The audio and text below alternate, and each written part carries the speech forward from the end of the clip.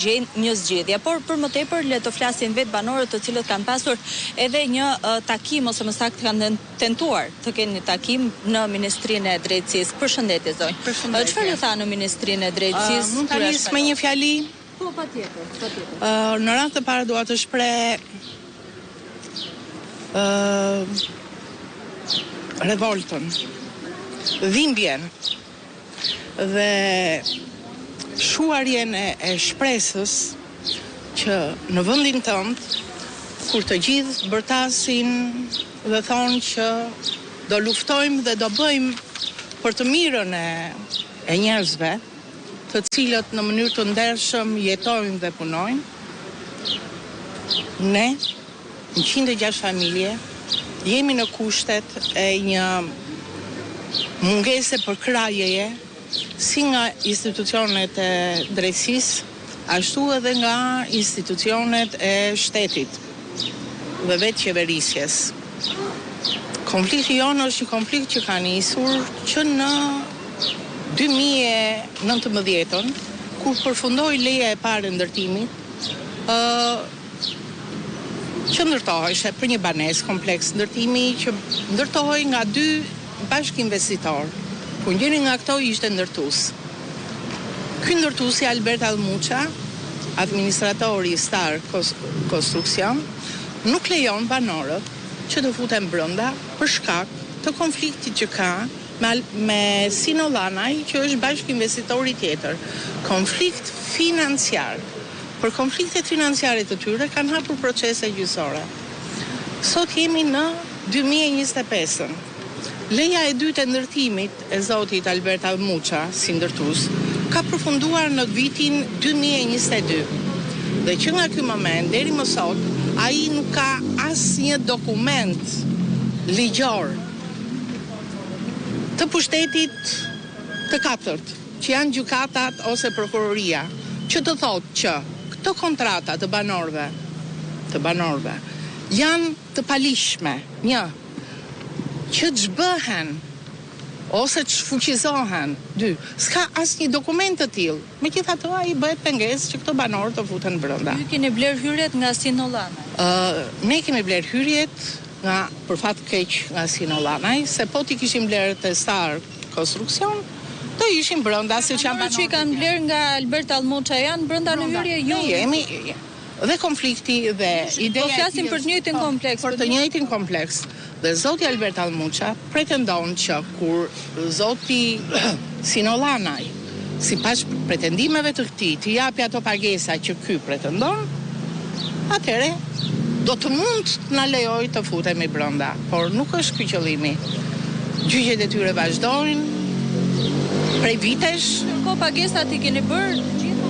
Kontratat tona, pagesat tona të gjitha janë marrë nga prokuroria gjatë fazës së hetimit, pasi të dy këto bashkëinvestitorët akuzonin njëri tjetrin, njëri për gënjeshtar, tjetri për mashtrues, tjetri për vetgjyqësi. Dhe prokuroria ka qenë në brendësi dhe ka në dorë të gjitha kontratat tona dhe pagesat. Dhe nuk ka dalë në asnjë moment me asnjë pretendim që këto kontratas janë ligjore, që pagesat janë pagesa me para të pista ose jo të rregullta. Janë pra pagesa që janë bërë nëpërmjet. Fati keq është pasi ka një vendim të apelit të prokurorisë. Është vendimi e ka ky zotëria 1120 që për 4 banorët, pasi gjatë kohës që prokuroria vendosi sekuestro preventive, 4 banorët që kishin marrë vesh vendosin e kësaj sekuestro e çuan në apel. Dhe apeli vendosi që këto 4 banorët të kenë të drejtën e posedimit të sendit.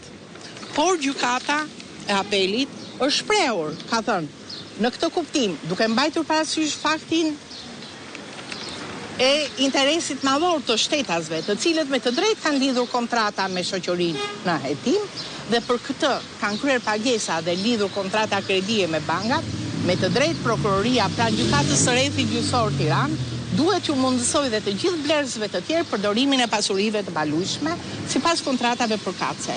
Njësoj si për shtetasit të cilët parqisin ankim ndaj vendimit të shkallës së parë. Çfarë bëri prokuroria? nuk ja çoi as kontratat, as emrat, as një gjë. Dhe ne në ishim në terë.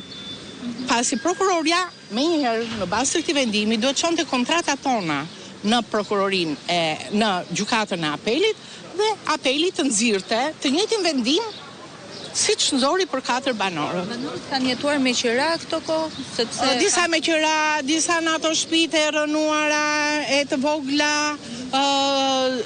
me kredi, një pjesë e mirë janë me kredi, plus halleve të tjera madhore. Çfarë ju thanë sot në Ministrinë e Drejtësisë? Problemi është këtu që duke qenë në terë banorët dhe duke mos u lejuar të futen brenda, një pjesë kanë hapur një proces kundër prokurorisë që në shkallë të parë, pra e ka nisur procesin nga fillimi, si 4 banorët. Dhe përsëri ka një vendim të gjykatës së shkallës së parë të prokurorisë që e bën prokuroren Anisa Qilimi e Telendis dhe i thot që aty e morëm vesh ne që ne kemi pasur të drejtë të futeshim që me vendimin 1120 dhe thot ti zonjë e dashur duhet kishte çuar kontratat e këtyre banorëve në apel dhe apeli sot kishte dalë me emra për këto banorët, po ti s'e ke bër.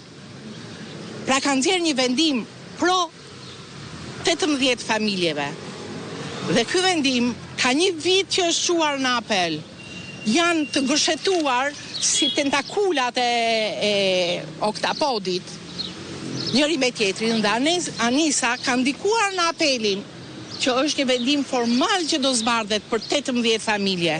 Dhe ka një vit që nuk del data e gjyqit. Kanë çuar banor hallet shëndetësore familjare në janar, që brenda gjykatësja e apelit, brenda një muaji duhet të shpreshe që i merr në konsiderat ose si merr në konsiderat. Dhe aktualisht nuk është shprehur, jemi në prill akoma. Sot Albert Allmuça nuk ka asnjë dokumentacion, s'ka as leje që të quhet është në proces ndërtimi, ka përfunduar leja. Nuk ka asnjë vendim të asnjë lloj gjykate që i prish kontratën e tij kryesore me Sinollanaj ose të shfuqizon kontratat me banorët dhe nuk vazhdon të mos na lejojë të futemi brenda. Në një kohë që një pjesë e banorëve, kush në mënyrë personale, kush në mënyrë të grupuar, kemi bërë denoncim në rajonet e policisë, të cilët me zi kemi ndërhyrë që ta marrin denoncimin, sa as denoncimin s'kan dash ne marrin. Dhe kemi bërë denoncim që në dhjetor një pjesë, 25 familje, kanë bërë